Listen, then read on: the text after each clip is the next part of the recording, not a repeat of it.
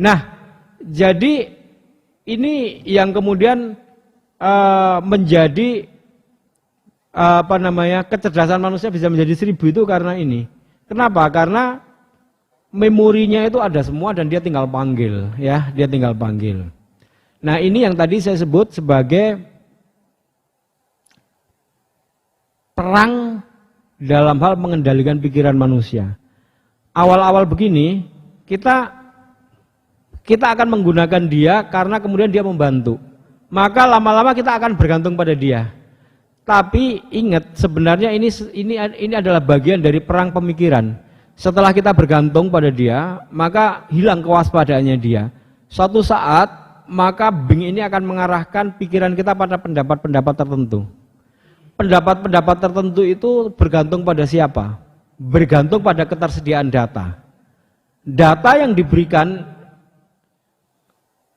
itu kan sebenarnya Bing itu punya namanya algoritma. Algoritmanya dia itu membaca data. Datanya apa? Datanya yang tersimpan pada website atau data-data yang diupload orang di dalam sekian banyak media sosial atau web.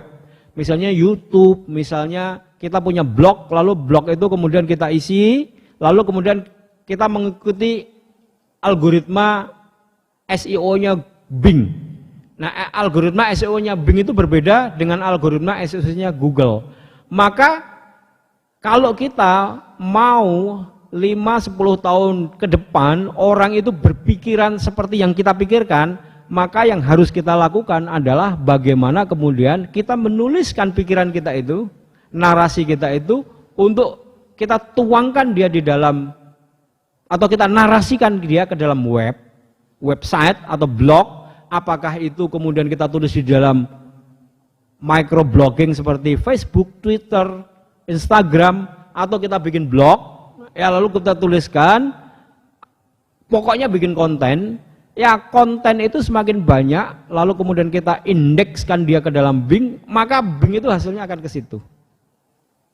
Nah, ini nanti akan terjadi pertarungan antar kelompok manusia yang kemudian semakin sering dia menuangkan pikiran gagasannya ke dalam data itu, maka nanti hasilnya akan seperti itu. Kira-kira enggak nyaut enggak ini?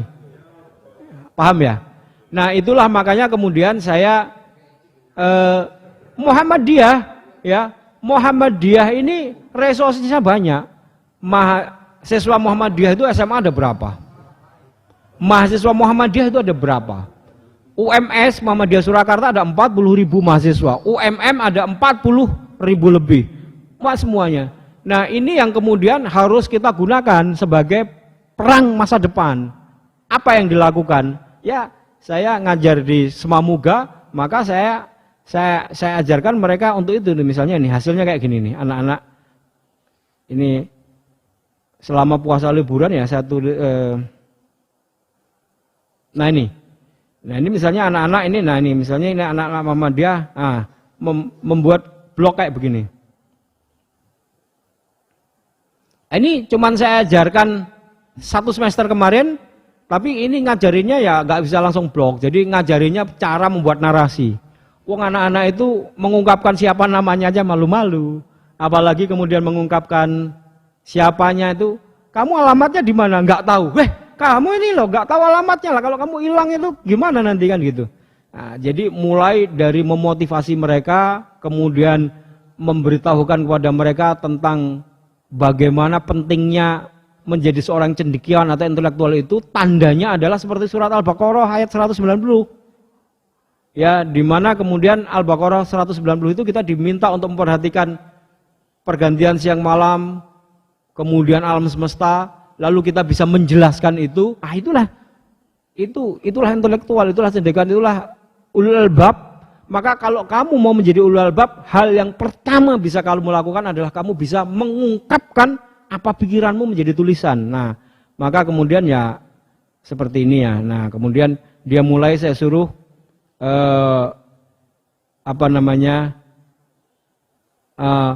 tentang profil dirinya.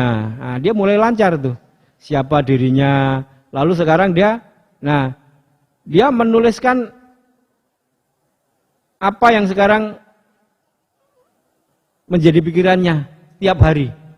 Ya, menjadi pikirannya tiap hari dituangkan di ini beda dengan ditulis di buku. Kalau ditulis di buku ya siapa yang mengakses? Ya cuman dia aja kalau mau ulangan kan. Tapi kalau dia tuliskan di sini, maka ketika ada Bing, orang mengetikkan Bing dan kemudian dia bertanya tentang apa ini? Tentang sedekah, apa dia tulis tentang apa ya?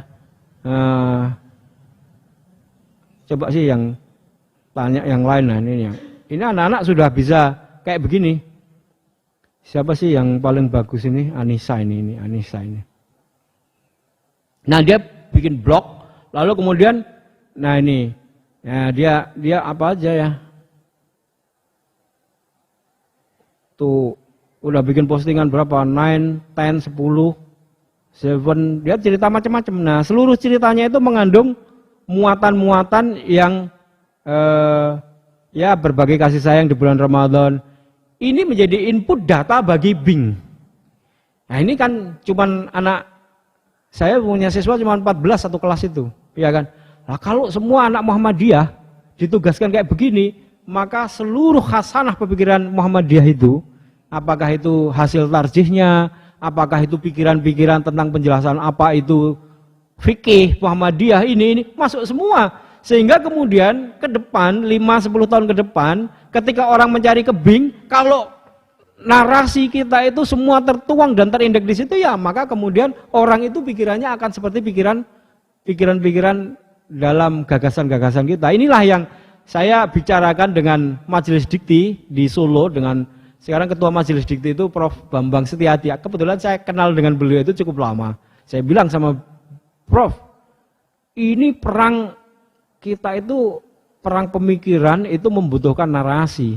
Narasi kita itu banyak sekali. Tapi itu kalau ditulis satu orang yo setengah mati. Tapi kalau kita punya resources yang sekian banyak, lalu kemudian kita buat Prof mata kuliah di masing-masing perguruan tinggi itu tekno digital planner atau digital planner, maka kemudian kita bisa gerakan modal sosial kita itu untuk perang.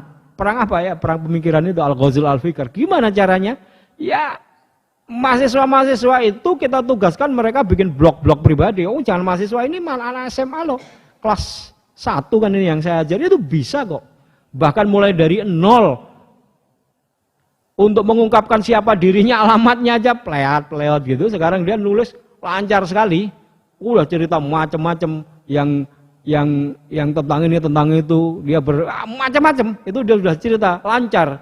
Nah ini calon-calon intelektual atau cendekiawan atau ulul albab itu cirinya adalah dia itu memperhatikan alam sekitarnya. Ya gimana sih surat Ali Imran 190 itu? Depannya gimana? Depannya eling dari belakangnya. Inna fi khalqis samawati wal ardi wahtilafil laili wan nahar la ayatil lil albab alladzina yadhkuruna Allaha qiyaman wa qu'udan wa 'ala junubihim. Jadi mereka yang disebut ulil albab itu adalah orang-orang yang oleh Allah ditunjukkan, kamu perhatikan tentang apa yang ada di sekitarmu. Kamu perhatikan tentang pergantian siang dan malam, kamu perhatikan tentang penciptaan alam semesta, kamu perhatikan tentang apa yang ada di sekitarmu, lalu yang engkau perhatikan itu ya dibaca, lalu bisa menjelaskan. Jadi kalau ada orang bertanya tentang fenomena alam semesta, dia bisa menjelaskan. Nah ini ulil albab. Nah kalau ada fenomena sosial tentang apa, dia bisa menjelaskan. Tampil di sini menjelaskan pada publik tentang ini ada peristiwa ini. Nah ini ulil albab. Nah sekarang mereka itu kita biasakan untuk membuat narasi itu di dalam blog. Nah jadi pertarungan kita di IT, pertarungan kita di sini itu adalah pertarungan data. Maka si perempuan tadi yang menjadi transhuman tadi kan ditanya, I will be a data. Saya mau menjadi data. Dan saya mau hidup selamanya. Kenapa? Karena dia berkeyakinan, dia bisa dengan itu dia bisa hidup selamanya. Selama ono baterai ini, urip gitu. Ya, enggak tahu, ya itu keyakinannya dia. Nah sekarang, Muhammadiyah dengan resources yang sedemikian besar, ya itu kita harus gerakkan itu. Kita punya khasanah apa, jangan tersimpan di perpustakaan yang bisa diakses. Harus kita indekskan dia menjadi blog, menjadi microblogging, menjadi blog, menjadi YouTube, menjadi konten-konten yang positif. Ya, jadi kalau kita takut anak-anak itu menggunakan handphone di pondok-pondok pesantren itu dilarang menggunakan handphone karena kita berkeyakinan di dunia maya itu isinya banyak negatifnya. Ya banyak negatifnya karena yang mengisi orang-orang yang negatif. Lah kita yang positif malah dilarang. Ya, anak di pondok pesantren dilarang pegang HP. Tugaskan dia pegang HP ya seperti yang ini tadi, selama liburan saya Ustadz Basit itu tugaskan dia untuk setiap hari ikut taraweh, ceramah tarawehnya apa? Poin-poinnya lalu pulang tulis jadikan blog. Sehingga kemudian kita punya khasanah data di dunia maya itu ya pikiran-pikiran kita. Lah kalau yang mengisi itu mereka-mereka yang LGBT, yang setuju LGBT, yang Islam liberal, anak-anak Islam liberal itu, ya saya kenal betul dengan mereka, saya kenal betul mereka sejak berdirinya, karena saya ikut di dalamnya, tapi saya kemudian tidak setuju dengan mereka yang kemudian mendirikan jaringan Islam liberal itu. Wah itu anak-anak saya kenal betul karena itu anak-anak forum mahasiswa Ciputat yang saya berada di situ menjadi penggerak gerakan reformasi itu dari situ dulu. Lalu kemudian yang diajarkan pada mereka itu adalah kemampuan mereka menulis seawal itu, menarasi dan menulis. Jadi kalau membaca dia menulis, membaca menulis. Maka kemudian hasil pikirannya dia itu tersebar dan karena tersebar kemudian banyak orang yang mengikutinya. Sehingga kemudian kalau kita search di Google itu banyak tulisan-tulisan mereka, sehingga kemudian pendapat-pendapat itulah yang kemudian menjadi pendapat sebagian anak-anak yang baru dan kemudian mencari informasi tentang itu. Itu yang sekarang harus kita lakukan ketika sekarang Bing. Nah, maka kemudian ya Muhammadiyah ini berapa banyak resourcesnya, mahasiswanya berapa, siswanya berapa, atau dai-nya berapa, ya semuanya harus dituangkan menjadi bagian dari data yang kemudian bisa menjadi jawaban itu. Oke, kira-kira itu ya apa yang bisa saya sampaikan pagi hari ini untuk menjadi kesadaran kita. Teknologi ini bukan jauh dari kita ya, apalagi kita jauhkan dari kita. Wah itu kesalahan besar itu. Saya di banyak pondok diundang itu, saya bilang kita itu mendidik anak kan bukan menghindari masalah, tapi menghadapi masalah. Masalah kita adalah hidup sehari-hari itu sudah tergantung dengan teknologi, lalu anak-anak kita pisahkan dengan teknologi. Yang wajib kita lakukan adalah kita ajarkan mereka bagaimana menguasai teknologi dan menggunakan teknologi itu dan mengarahkan teknologi itu arahnya kemana. Lah kalau kemudian selama berada di pondok, kita nggak boleh pakai teknologi, keluar dari pondok, dia nggak tahu bagaimana cara menggunakan ini. Ya kan? Dan bahkan kemudian dia merasa balas dendam selama 3 tahun nggak boleh, maka di luar dia menggunakan ini dan dia nggak tahu ini digunakan untuk apa, maka dia hanya menjadi pengguna. Padahal yang harus kita gunakan anak-anak ini dengan segala daya, upaya, pikiran, narasi, kemampuan sebagai intelektual yang kita didik itu, dia bisa mengisikan ini dan mengarahkan pikiran orang nanti sesuai dengan itu. Dan resources kita itu banyak sekali, ya kan? Kenapa nggak kita gunakan kan gitu? Maka kemudian beberapa pondok sudah mulai berubah, setidaknya kemudian hari apa boleh setidaknya di Semamuga MBS Muhammadiyah Boarding School di mana saya mengajar itu boleh sekarang. Kalau hari Sabtu sama hari Ahad. Tapi selalu saya kasih tugas sehingga kemudian menghasilkan yang ini tadi tuh. Nah, ya ini saya bisa mantau.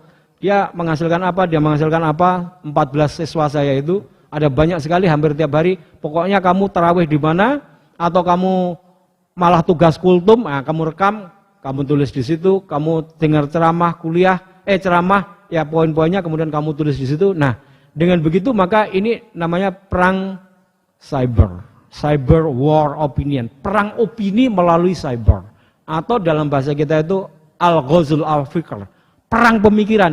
Perang pemikiran itu ya kita punya pikiran dan pikiran kita sebarkan untuk melawan pemikiran mereka yang juga tersebar. Semakin banyak pikiran kita menarisnya semakin bagus, ya berarti kemudian kita menjadi bagian juga dari perang pemikiran itu. Kira-kira itu ya perkembangan teknologi ini menjadi sesuatu yang penting untuk kita amati dan kita harus tahu bagaimana kemudian kita berperan di situ. Supaya kemudian arah pemikiran atau arah kehidupan kita itu nggak terlalu jauh-jauh diarahkan pada orang lain yang menggunakan teknologi untuk mengarahkan manusia kepada arah yang berbeda dengan apa yang kita pikirkan. Terima kasih. Subhanakallahumma wa bihamdika asyhadu alla ilaha illa anta astaghfiruka wa atubu ilaik. Assalamualaikum warahmatullahi wabarakatuh.